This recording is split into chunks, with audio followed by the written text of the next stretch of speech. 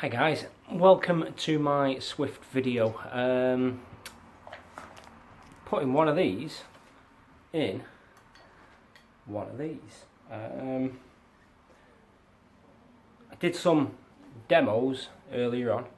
I did some comparisons between this one and this one because they pretty much sound the same, albeit different woods. You know, this is pretty much brand new. I've had it since it came out. This is a 2000 model, so it's pretty ancient now.